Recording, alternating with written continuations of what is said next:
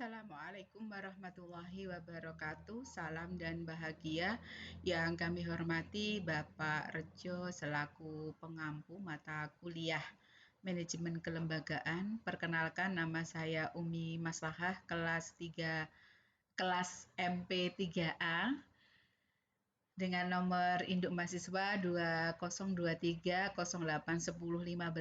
Pada kesempatan yang berbahagia ini akan mempresentasikan hasil pemahaman saya terkait dengan manajemen kelembagaan di dalam lembaga pendidikan. Nah, pada kesempatan kali ini bahwa lembaga pendidikan ini dalam hal untuk mencapai tujuannya perlu adanya peran seorang pemimpin yang dapat mengimplementasikan fungsi-fungsi manajemen sehingga seorang pemimpin atau di sini mungkin kita sebut sebagai kepala sekolah itu mampu untuk memberdayakan, kemudian juga mengkolaborasikan, mensinergikan sumber daya yang dimiliki, baik itu sumber daya manusia ataupun sumber daya lainnya, sehingga terbentuk tim kerja yang solid. Nah, terkait dengan pemahaman tentang manajemen lembaga ini, kelembagaan ini, saya membagi dua dalam hal ini, yaitu tentang fungsi manajemen dan juga implementasi fungsi manajemen pendidikan. Nah, dalam fungsi manajemen saya membaginya ke dalam lima tahapan ya. Yang pertama yaitu fungsi yang pertama perencanaan, kemudian fungsi yang kedua pengorganisasian, fungsi yang ketiga pelaksanaan, dan yang keempat pengawasan atau evaluasi. Dan di sini saya menambahkan terkait dengan fungsi-fungsi manajemen yang mungkin selama ini sudah ada, yaitu dengan menambahkan sistem informasi manajemen. Kemudian dalam hal implementasi manajemen, ini tadi disebutkan di depan bahwa seorang pemimpin atau kepala sekolah itu harus mampu memberdayakan sumber daya, baik manusia maupun sumber daya lainnya. Ini saya bagi menjadi 7, yaitu tentang manajemen kurikulum, kemudian manajemen peserta didik, manajemen sarana dan prasarana, manajemen tenaga pendidik dan kependidikan, kemudian manajemen hubungan masyarakat, manajemen keuangan, dan yang terakhir adalah manajemen sistem informasi. Baik, akan kami jelaskan satu persatu terkait dengan pemahaman kami terkait dengan pengimplementasian fungsi manajemen dalam lembaga pendidikan. Seorang pemimpin yang ideal itu ketika akan mewujudkan visi dan misi atau tujuan bersama ini harus membuat perencanaan, di mana dalam perencanaan ini semua stakeholder itu dilibatkan, baik itu dari staf, pimpinan, kemudian juga terkait dengan guru, tenaga kependidikan, orang tua, dan juga tentunya institusi pasangan kalau di SMK. Nanti kami lebih cenderungnya akan membahas ke SMK karena pemahaman kami, pengabdian kami ada di SMK.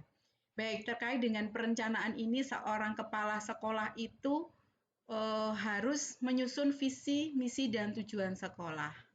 Kemudian dari visi, misi, dan tujuan sekolah yang sudah disepakati bersama itu disusun rencana kerja jangka pendeknya, kemudian jangka menengah dan jangka panjangnya. Kemudian disusun lagi atau diperkecil lagi di dalam perencanaan ini menjadi perencanaan anggaran berbasis program prioritas yang ini akan dicapai selama 1 tahun seperti itu. Kemudian ketika perencanaan ini sudah disusun, kepala sekolah agar bisa melaksanakan atau memberdayakan, kemudian mengkolaborasikan dan mensinergikan sumber daya yang ada, ini tidak bisa bekerja secara sendiri. Jadi kepala sekolah ini harus dibantu oleh para staf selaku pelaksana teknisnya. Nah, ini akan kami jelaskan terkait di dalam hal pengorganisasian. Nah, ketika dalam pengorganisasian ini kepala sekolah harus membagi ketugasan sesuai dengan tupoksi yang ada. Kepala sekolah dibantu oleh WKS dan juga karena kalau di SMK itu jurusannya lebih dari satu dibantu oleh kepala program keahlian seperti itu. Nah, sukses tidaknya dalam pengorganisasian ini perlu atau sangat dipengaruhi oleh gaya kepemimpinan kepala sekolah, di mana gaya kepemimpinan kepala sekolah itu menurut pemahaman saya itu ada 3, di mana kepala sekolah harus bisa eh, mengkolaborasikan dalam pendelegasian tugas, yaitu kepemimpinan yang transformasional, yaitu yang berpikir ke masa depan, yang selalu beradaptasi, tidak resistensi dengan perubahan, memberikan kebebasan seluas-luasnya kepada warga sekolah dalam hal untuk beradaptasi, dalam hal untuk meningkatkan inovasi-inovasi, dalam hal untuk meningkatkan tujuan atau visi misi yang sudah disepakati.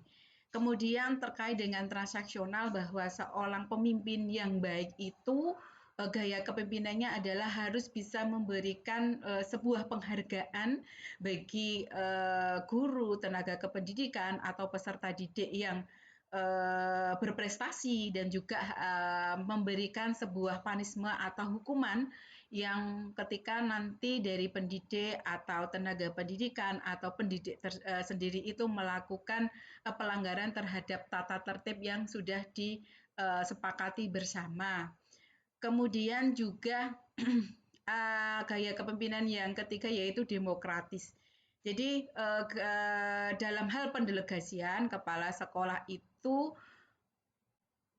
ketika mengambil sebuah keputusan itu tidak otoriter, akan tetapi juga mendengarkan.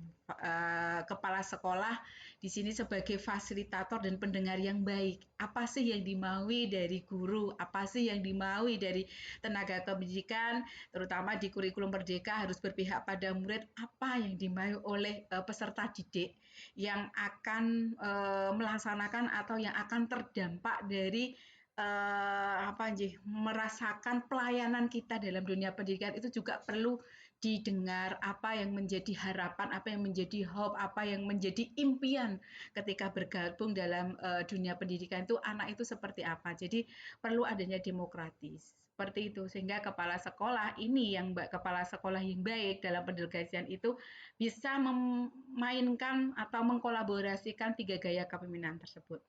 Kemudian dalam pengorganisasian ini bahwa kepala sekolah juga harus mampu memberikan instruksi.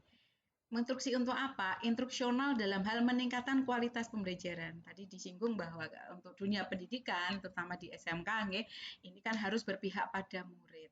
Ketika anak memilih SMK, tentunya kan ingin bekerja.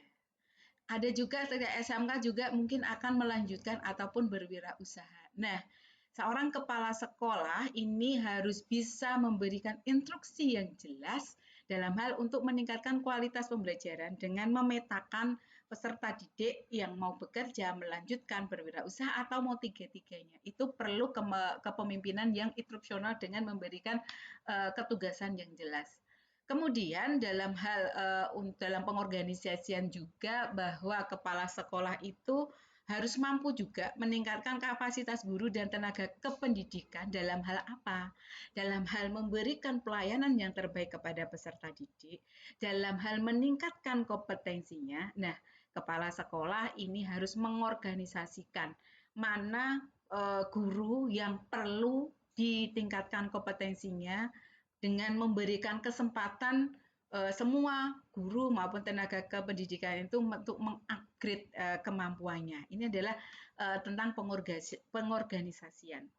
Kemudian kepala sekolah yang baik, seorang pemimpin yang baik itu juga dalam hal pelaksanaannya itu harus tadi sudah diorganisasikan, akan tapi harus bisa berkontribusi secara langsung tidak hanya mempercayakan kepada memang pendelegasian memang iya, tetapi seorang kepala sekolah dalam pelaksanaannya juga ikut berbaur dalam melaksanakan apa yang sudah direncanakan. Nah, di sini dalam pelaksanaan dunia pendidikan yang perlu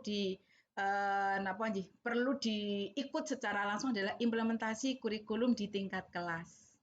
Bahwa kepala sekolah harus memastikan bahwa kurikulum yang sudah disusun, terutama SMK itu di awal ketika penyusunan kurikulum itu juga sudah melakukan sinergi atau sinkronisasi terhadap kompetensi yang diperlukan di dunia usaha, dunia industri seperti itu. Memastikan bahwa dalam pelaksanaan itu kepala sekolah atau seorang pemimpin itu harus memastikan bahwa Bapak Ibu guru ketika mendampingi, mendidik peserta didik atau murid ini sesuai dengan di kurikulum yang sudah disepakati antara sekolah dan dunia usaha, dunia industri.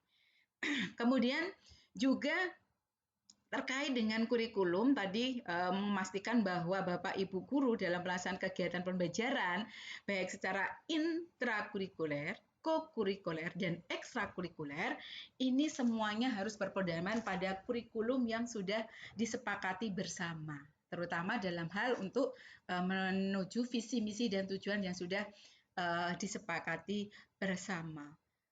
Pelaksana kegiatan pelaksanaan pembelajaran ini bisa diawasi ketika pembelajaran intrakurikuler atau sesuai dengan struktur kurikulum yang sudah disusun bersama.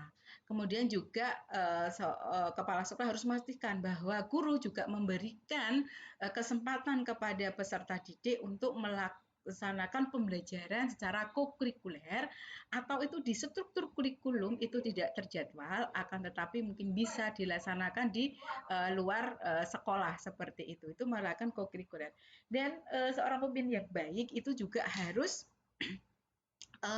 bisa memfasilitasi bakat dan minat peserta didik, yaitu melalui ekstrakurikuler, di mana kegiatan intra, ko, dan ekstrakurikuler itu sudah sudah disusun atau sudah terdapat dalam kurikulum yang sudah disepakati secara bersama-sama. Kemudian di samping kegiatan ada yang di kurikulum yang tidak kalah pentingnya bahwa dalam lembaga pendidikan itu tidak hanya terlepas dari kegiatan KBM saja, akan tetapi dengan kegiatan-kegiatan kerja operasional yang lainnya, contoh di ketatausahaan terkait dengan pelaksanaan kegiatan persuratan, terkait dengan kegiatan pengelolaan anggaran, terkait dengan pelaksanaan kegiatan-kegiatan yang lain yang notabene-nya itu sudah didelegasikan dalam hal pengorganisasian tadi, bahwa kepala sekolah harus memastikan bahwa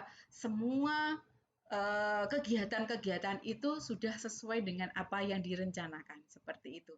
Nah, kemudian tahapan yang keempat untuk fungsi manajemen yang keempat yaitu bahwa seorang kepala sekolah di samping tadi dia bisa harus atau terlibat langsung dalam sebuah kegiatan, ini juga harus melakukan pengawasan dan juga evaluasi. Dalam hal untuk pengawasan dan evaluasi ini, kepala sekolah akan melaksanakan dua bagian, di mana yang pertama adalah supervisi akademik. Supervisi akademik ini berkaitan dengan apa yang sudah direncanakan dari kurikulum, terkait dengan struktur kurikulumnya, terkait dengan pembelajaran yang tadi intra, kokurikuler dan ekstrakurikulernya. Ini pastikan bahwa semua pendidik itu sudah melakukan pendampingan, sudah melakukan memberikan pendidikan kepada peserta didik itu sesuai dengan apa yang direncanakan, sesuai dengan tujuan pembelajarannya. Dan juga di sini tentunya juga akan ada namanya evaluasi melalui kegiatan refleksi. Jadi melalui kegiatan refleksi, kalau sekarang kita kenal dengan sistem yang namanya coaching, ya, supervisi akademik itu cara coaching. Jadi ada yang namanya pra-observasi, kemudian ada yang namanya observasi, kegiatan observasi, dan yang terakhir adalah pasca observasi. Pra-observasi ini terkait dengan ketika nanti seorang pimpinan ini akan melaksanakan observasi, ini akan melakukan komunikasi terlebih dahulu dengan Bapak Ibu guru yang akan disupervisi. terkait dengan kesepakatan-kesepakatan waktu observasinya kapan, kemudian tujuan pembelajarannya apa, kemudian model pembelajaran yang akan dikembangkan itu akan seperti apa. Nah, ini adalah di pra-observasi. Dan ketika pelaksanaan observasi, yaitu seorang pemimpin atau kepala sekolah akan dalam satu ruangan akan ikut dalam proses pembelajaran, akan tetapi beliau hanya mengamati. Karena saat itu yang menjadi pemimpin pembelajaran adalah guru yang diobservasi. Kepala sekolah tidak boleh kepala sekolah hanya akan mengamati dan betul-betul hanya mengamati semua pelaksanaan kegiatan pembelajaran dari pembentukan karakternya, kemudian juga transfer ke knowledge-nya terkait dengan keterampilan dan keterampilan dan juga pengetahuan itu adalah tanggung jawab dari guru saat itu yang sedang diobservasi. Kepala sekolah hanya akan melihat, dan di saat itu kepala sekolah juga tidak akan menegur seperti itu. Semua ini diberikan kepercayaan kepada guru saat itu. Nah, setelah itu ada supervisi akademik, itu adalah ada pra-observasi, di mana di pra-observasi inilah yang kita terapkan dengan nama sistem coaching. Kalau dulu itu kan ketika diobservasi guru itu merasa dinilai oleh kepala sekolah, akan tapi sekarang tidak. Di mana dengan sistem coaching ini kepala sekolah lebih mengajak atau memantik seorang guru itu untuk menemukan permasalahannya sendiri dan juga mencari solusi atas permasalahan sendiri dengan pertanyaan-pertanyaan pemantik. Salah satunya adalah ketika apakah bagaimana Ibu waktu melalui alur tirta ya untuk coaching itu ya. Tujuan pembelajarannya tercapai atau tidak, itu T-nya ya. Kemudian diidentifikasi kalau misalnya belum sesuai dengan tujuan permasalahannya apa ya. Ini nanti yang menemukan permasalahannya itu adalah guru itu sendiri, dan solusinya pun itu nanti yang akan menemukan adalah guru itu sendiri. Kepala sekolah atau pemimpin sekolah saat itu hanya akan mengarahkan atau istilahnya memantik agar guru itu menemukan solusi atas permasalahan yang dihadapi gitu. Diidentifikasi, kemudian R-nya adalah rencana tindak lanjut atas solusi yang tadi masalah, solusinya apa. Nah, rencana mau diimplementasikan kapan. Nah, ini merupakan istilahnya tanggung jawab seorang guru itu agar proses pembelajarannya ini nanti sesuai dengan apa yang diharapkan atau berdasarkan refleksi yang sudah dilaksanakan. Ini adalah untuk supervisi akademik. Sedangkan terkait dengan supervisi manajerial, pengawasan kepala sekolah ini lebih ke dalam administrasi seperti itu deh, kepala administrasi dan juga manajerial itu terkait dengan istilahnya bagaimana staf-staf pimpinan itu dalam hal melaksanakan kegiatan-kegiatan yang sudah didelegasikan melalui pengorganisasian. Ini merupakan dinas manajerialnya. Apakah pelaksanaan sesuai dengan rencana, kemudian kalau misalnya tidak sesuai dengan rencana itu seperti apa, itu ada ditindaklanjuti, ada rencana tindak lanjut melalui manajerial. Kemudian terkait dengan pengawasan itu juga bahwa tadi sudah saya sampaikan bahwa melalui supervisi akademik itu merupakan evaluasi pelaksanaan program oleh internal, oleh guru, kepala sekolah dan juga eksternal atau pengawas dinas. Akan tapi sekarang pengawas ini sudah berubah fungsinya. Kalau dulu itu mengawasi kegiatan belajar mengajar yang terjadi di sini atau mengobservasi ketika guru ngajar pun itu adalah pengawas. Sekarang tidak. Fungsi pengawas sekarang sudah berbeda. Fungsi pengawas sekarang adalah selaku pendamping kepala sekolah. Jadi ketika kepala sekolah itu ada kendala, kemudian terkait dengan itu perlu adanya pendampingan, baru pengawas itu akan istilahnya kepala sekolah nanti coaching dengan pengawas, dan pengawas nanti akan hadir mendampingi di sekolah. Ini terkait dengan pengawas seperti itu. Kemudian terkait dengan dinas, mungkin di sini masih terkait dengan pengawasan eksternal, bahwa di sekolah di SMK terutama itu ada dana BOSP, ada dana Bosdedikmen, itu juga dalam hal pelaksanaannya pelaksanaan manajemen di sekolah itu tetap diawasi oleh dinas dengan melalui aplikasi Dapodik. Nah, melalui aplikasi Dapodik ini terkait dengan pendataan gurunya, terkait dengan pembagian tugasnya, ini ada di Dapodik. Dan sekarang terkait dengan dinas juga dalam hal pengawasan bahwa memastikan bahwa sekolah itu dalam hal melaksanakan pendidikan sesuai dengan standar nasional pendidikan itu ada yang namanya rapot pendidikan, di mana di rapot pendidikan ini nanti sekolah bisa melihat berkaca secara langsung terkait dengan kegiatan pembelajaran, kegiatan maupun pengelolaan sumber daya, baik sumber daya manusia atau sumber daya yang lainnya. Tentunya terkait rapot pendidikan ini diperoleh melalui ANBK yang sampling, ANBK melalui sistem sampling, kemudian ada survei lingkungan belajar, Sulingjar. Nah, dari situ kepala sekolah dan juga dengan stafnya ini bisa melakukan perencanaan berbasis data melalui yang namanya implementasi IRBB. IRBB adalah diidentifikasi rapot mutu pendidikannya yang sudah bagus itu nanti tandanya adalah hijau, kemudian merah, kuning. Nah, ini adalah kalau merah itu berarti masih belum baik, kalau kuning itu baru cukup. Nah, ketika hijau pun masih perlu diperhatikan. Bandingkan dengan yang tahun lalu. Kalau meningkat itu berarti sudah sangat signifikan atau sudah ada peningkatan. Tapi walaupun masih dalam kategori hijau, ketika dibandingkan dengan tahun yang lalu, ternyata nilainya turun. Nah, itu perlu adanya diidentifikasi kemudian dibuat tadi IR, identifikasi, kemudian rencana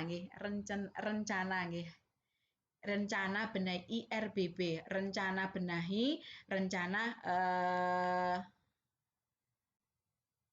IRBB, identifikasi, rencanakan, direncanakan, kemudian dari identifikasi itu direncanakan, kemudian benahi perencanaannya, kemudian benahi implementasinya, itu IRBB ya. Ini dari rapot pendidikan ini terkait dengan pengawasan. Nah, di pengawasan juga ini ada analisis hasil evaluasi untuk perbaikan berkelanjutan seperti tadi yang saya sampaikan dengan melakukan perencanaan berbasis data dengan memanfaatkan rapot pendidikan seperti itu. Kemudian di sini salah satu pengembangan saya berdasarkan pengalaman saya bahwa memang ketika fungsi manajemen itu tidak hanya istilahnya hanya direncanakan, diorganisasi, dilaksanakan, dievaluasi ataupun pengawasan, tapi perlu adanya tindak lanjut, perlu adanya perencanaan berbasis data tadi, perlu adanya sistem informasi manajemen. Nah, untuk sistem informasi manajemen ini terkait dengan mungkin branding, promosi terhadap program-program unggulan di sekolah yang sudah terlaksana, itu ada tidak terlepas dari sistem informasi. Kemudian salah satunya adalah penggunaan platform teknologi untuk pengelolaan data siswa, guru, dan sarana prasarana. Di sini tadi saya sudah disampaikan bahwa pemerintah sudah memfasilitasi dengan adanya Dapodik, data pokok pendidik dan tenaga kependidikan, Dapodik. Kemudian integrasi learning management system, yaitu bahwa terkait dengan proses belajar mengajar itu juga perlu adanya sistem informasi sebagai bentuk laporan kita, ya, bentuk laporan kita atau media yang bisa diakses dimanapun keberadaannya. Contoh ketika pembelajaran daring, anak dikasih tugas, kemudian kepala sekolah dengan adanya LMS ini bisa melihat atau memantau secara langsung, tidak harus observasi di kelas secara langsung, tetapi seorang pemimpin ini dengan adanya LMS itu bisa membuka bahwa kegiatan apa sih, misalnya Bapak guru si A ngajar di kelas ini, hari ini nanti di situ ada, tadi ada progresnya, ada hasil asesmennya, itu juga ada dengan melakukan LMS seperti itu. Kemudian juga sistem informasi ini juga penyimpanan dan akses data berbasis cloud untuk kecepatan dan efisiensi. Jadi kalau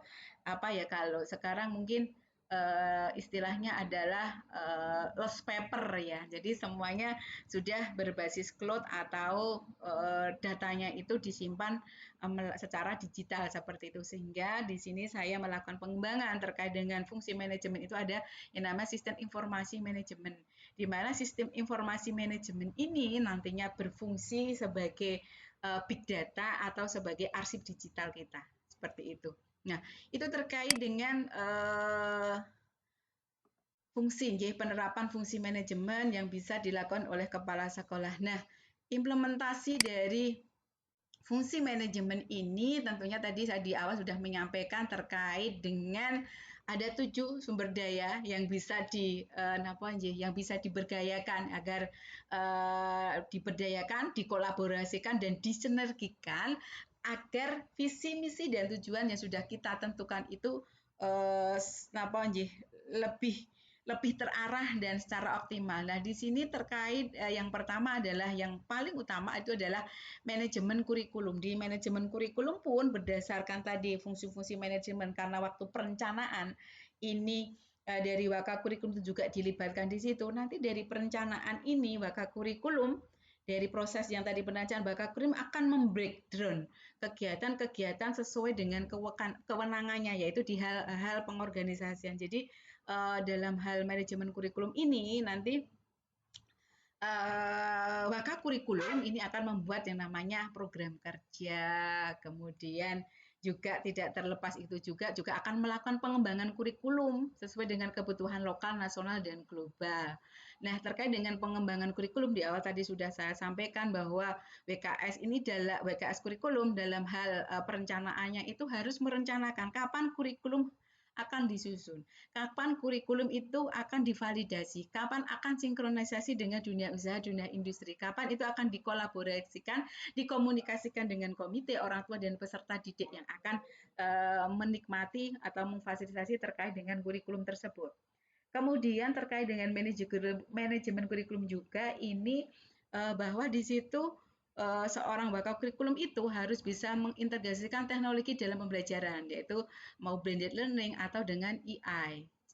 Kemudian monitoring dan evaluasi hasil pembelajaran. Tadi kalau di breakdown dalam hal pengawasan di awal tentang fungsi manajemen adanya supervisi akademik. Nah, dari sini dari perencanaan, kemudian dari pengorganisasian, kemudian dari pelaksanaan ini nanti di kurikulum itu juga akan membreakdown, akan direncanakan, akan diorganisasikan, akan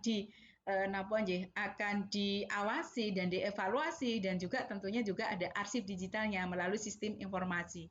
Seperti itu. Kemudian untuk manajemen peserta didik. Nah, untuk manajemen peserta didik ini sama, akan membreakdown lagi dari perencanaan tentang yang di awal tadi, yang ada 5 tadi yang saya sampaikan, membreakdown rencana-rencana yang sudah disusun bersama sesuai dengan kewenangannya di WK kesiswaan dari manajemen peserta didik.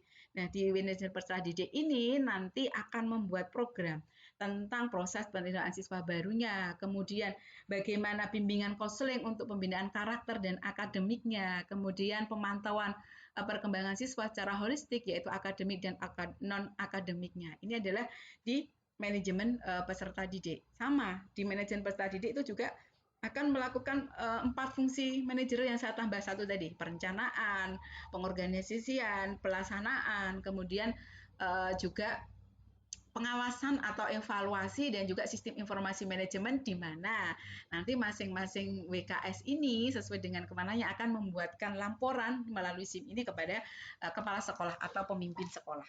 Kemudian terkait dengan manajemen sarana prasarana ini terkait dengan tadi ya bahwa pemimpin yang baik itu harus bisa mengkolaborasikan, mensinerginisik, memberdayakan sumber daya baik non fisik maupun fisik.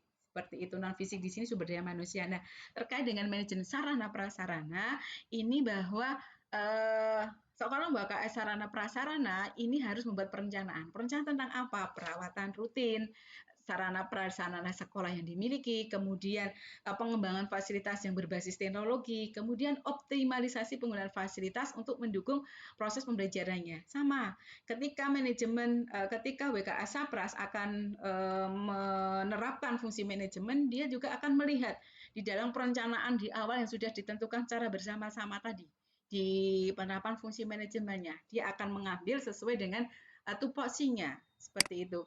Kemudian manajemen tenaga pendidik dan kependidikan. Ini berkaitan kalau di sekolah kami ini manajemen pendidik dan tenaga kependidikan ini punyanya kepala tata usaha seperti itu. Sama kepala tata usaha ini akan membuat rencana, akan mengorganisasikan, akan melaksanakan, akan mengawasi dan tentunya juga akan membuat laporan melalui sistem informasi manajemen.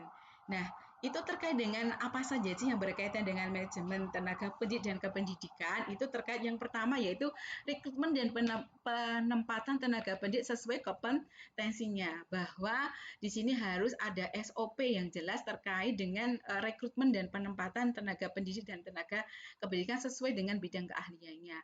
Kemudian ketika Bapak Ibu guru itu perlu istilahnya meningkatkan kompetensinya juga di manajemen tenaga pendidikan dan kependidikan harus direncanakan juga terkait dengan peningkatan kompetensi melalui pelatihan dan pengembangan profesional yang berkelanjutan.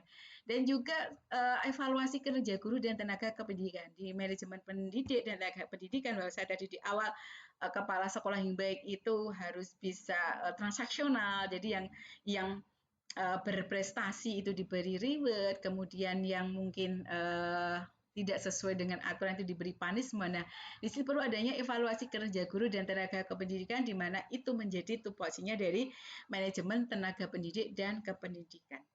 Kemudian terkait dengan yang kelima yaitu sumber daya yang kelima dan manajemen hubungan masyarakat yang tidak kalah pentingnya di SMK.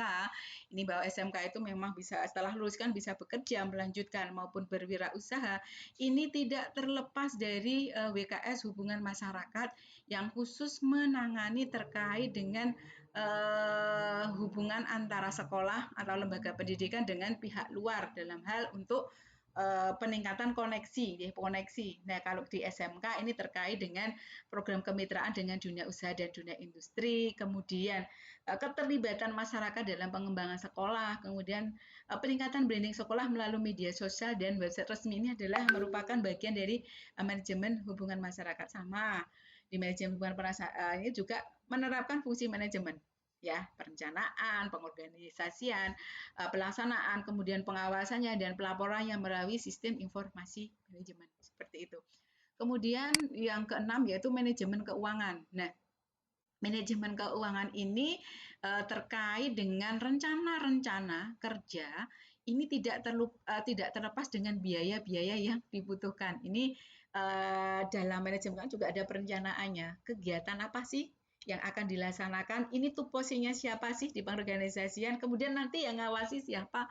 Evaluasinya akan seperti apa? Sistem informasinya akan pelaporannya akan seperti apa? Ini ada di manajemen keuangan. Jadi manajemen keuangan itu punya tugas untuk apa? Melakukan pengelolaan anggaran sekolah berbasis transparansi dan akuntabilitas. Jadi perencanaan tadi sudah dibuat bersama-sama, kemudian kebutuhan anggarannya pun juga ditentukan secara bersama-sama. Kemudian juga penyusunan rencana kegiatan dan anggaran sekolah atau melalui RKAS. Jadi kalau tadi di awal di perencanaan itu menentukan visi, kemudian bagaimana visi misi dan tujuan, bagaimana merahasiakan visi misi dan tujuan itu dalam jangka pendek, jangka menengah, jangka panjang, dan juga skala prioritas. Nah, di RKAS ini rencana kerja anggaran sekolah ini adalah yang lebih simpel ya, akan segera skala prioritas, yaitu dalam rangka dalam 1 tahun seperti itu akan disusun rencana kegiatan anggaran sekolah namanya. Jadi RKT, jadi rencana kerja tahunan, ini di breakdown biayanya menjadi rencana kerja anggaran sekolah seperti itu. Kemudian di manajemen keuangan ini juga tentunya tetap sama ya, ada monitoring dan evaluasi penggunaan dana, baik itu penggunaan dana yang dari pemerintah yaitu melalui BOSP, biaya operasional satuan pendidikan, kemudian juga mungkin dari sumbangan orang tua ataupun juga sumbangan dari dunia usaha dunia industri ataupun CSR yang lainnya.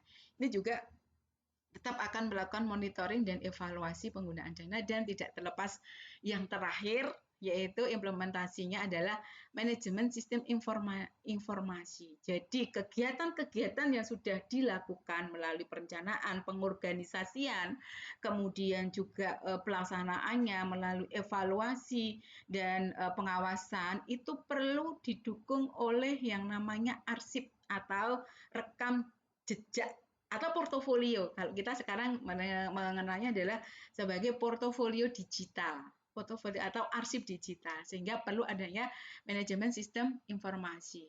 Nah, manajemen sistem informasi ini terkait tadi tentang digitalisasi pengelolaan data sekolah melalui Dapodik, melalui web, melalui sistem informasi manajemen, di mana itu nanti akan bersinergi dengan LMS yang dalam learning management system dalam hal proses belajar mengajarnya, di mana jejak digital ini tidak akan bisa dimanipulasi. Jadi jejak digital ini akan terjadi real time, Misalnya Bapak Ibu guru saat itu di LMS mengajar tujuan pembelajarannya adalah ini. Bagaimana asesmennya? Apakah semua anak sudah di asesmen? Apakah tujuan pembelajaran sudah selesai atau sudah tercapai? Ini akan bisa dilihat melalui manajemen sistem informasi. Kemudian melalui sistem informasi ini akan terjadi yang namanya transparansi informasi kepada stakeholder melalui website sekolah. Jadi informasi apapun, kegiatan apapun itu dibrandingkan, itu diinformasikan kepada yang membutuhkan ataupun masyarakat khalayak yang membutuhkan itu bisa mengakses di website. Kemudian juga penyediaan data dan laporan pendidikan yang real time dan akurat seperti tadi yang saya sampaikan bahwa sistem informasi manajemen ini tidak bisa dimanipulasi datanya karena akan real time, akan merupakan ada rekam jejak digitalnya, bahkan uploadnya jam dan tanggal itu tidak bisa dimanipulasi seperti itu. Mungkin itu yang bisa kami sampaikan terkait dengan pemahaman saya dalam penerapan manajemen kelembagaan, terutama dalam lembaga pendidikan, di mana di sini peran kepala sekolah atau peran dari pemimpin itu yang harus bisa memberdayakan, mengkolaborasikan, mensinergikan sumber daya yang dimiliki, baik sumber daya manusia maupun sumber daya yang lain, agar menjadi tim kerja yang solid dan apa yang menjadi visi, misi, dan tujuan itu bisa tercapai melebihi dari apa yang diekspektasikan tentang peran kepala sekolah. Demikian yang bisa kami sampaikan. Atas perhatiannya kami ucapkan terima kasih. Mohon maaf atas segala kekurangan. Saya akhiri. Billahi taufik wa hidayah. Assalamualaikum warahmatullahi wabarakatuh.